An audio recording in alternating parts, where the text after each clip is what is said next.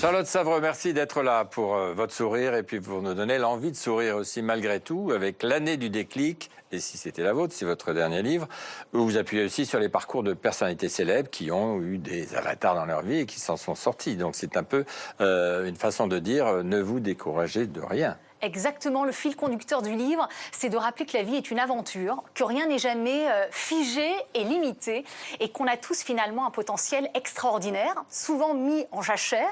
Et quand on est confronté à des moments difficiles d'une vie, et ben c'est là où on découvre le potentiel et que ça peut être finalement un tremplin extraordinaire pour servir sa trajectoire. Et donc ce livre, c'est finalement pour redonner le goût du possible et surtout pour rappeler que la vie est une aventure, qu'elle n'est simple pour personne. Et on imagine souvent que ces personnalités dont on connaît la réussite, on imagine que pour elle, ça a été forcément plus facile. Oui, quels sont les exemples que vous citeriez? Par exemple, on pourrait évoquer Alain Ducasse.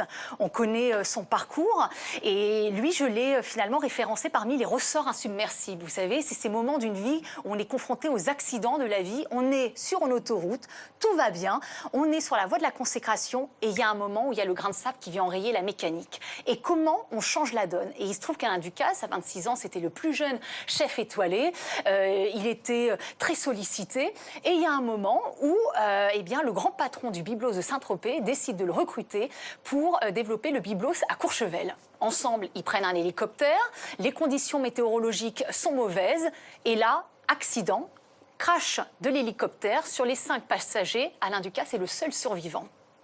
Et finalement, il passe de longs mois à l'hôpital, à se rééduquer. Et il va découvrir, en étant immobilisé sur son lit d'hôpital, eh bien, qu'il peut non seulement être un grand chef étoilé, mais qu'il peut construire un empire culinaire, puisqu'il va apprendre à déléguer et à pouvoir gérer à un endroit fixe différents lieux. Et vraiment, c'est comment on transforme l'épreuve d'une vie en une expérience. Jean-Marie Bigard ou le rire comme thérapie du drame familial au one-man show. Son parcours, alors on le connaît évidemment par ses sketchs, mais c'est quelqu'un qui a une très profonde sensibilité. On ne connaît pas finalement voilà, ce versant nord, c'est-à-dire qu'il a perdu sa maman à l'âge de 22 ans. Sa maman est décédée d'un cancer et c'est vrai qu'il avait un lien très fusionnel avec sa maman.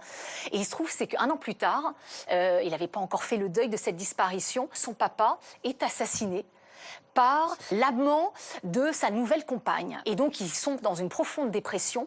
Et là encore, eh ben, il va trouver finalement le rire comme thérapie, c'est-à-dire que plutôt que de sombrer, il va décider de rire de la vie. Et l'objectif, c'est de rappeler en effet que la vie est une aventure et que dans ces moments délicats d'une vie, ce qui est intéressant, c'est que face à une situation délicate, l'issue d'une situation délicate dépend à 90% du regard qu'on porte sur elle. C'est là où il y a le déclic, alors? Exactement, c'est-à-dire Éric Emmanuel Schmitt, que j'ai vu d'ailleurs il n'y a pas très longtemps dans votre émission, dit que voilà, on n'a pas de pouvoir sur les circonstances, mais qu'on a du pouvoir sur nos choix. Et en l'occurrence, on sait qu'une nouvelle année, c'est toujours investi de beaucoup d'espoir, de beaucoup de projets, de beaucoup d'envie. Puis ça dure 3 semaines et à un moment, on a tellement peur. Parce que le problème, c'est la peur. Et c'est l'ego. C'est la peur de l'échec, c'est la peur de l'inconnu. Donc soi-même, on reproche à une société d'être sclérosée et soi-même, on le devient. L'année du déclic, et si c'était la vôtre, Charlotte Savreux, merci beaucoup pour cet ouvrage positif. Vous savez, quelquefois, on dit